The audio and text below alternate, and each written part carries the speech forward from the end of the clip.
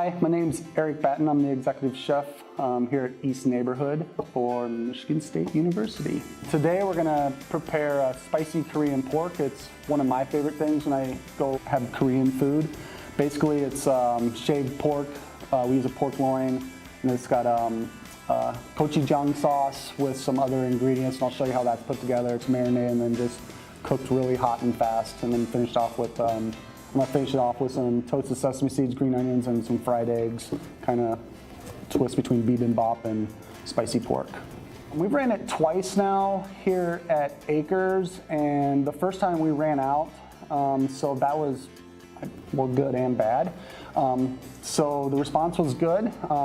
People liked it. We serve it with a side of kimchi as well, rice, things like that. So just kind of, keep it in that wheelhouse. So we've had good response. I guess if you need special equipment, a slicer is nice to have because you want to get the pork really thin so it cooks fast, and so it's not chewy and it kind of just melts in your mouth. So a slicer would be the most important thing. And then a hot flat top or a wok would be good, or a large saute pan, but pretty easy things you can do at home even.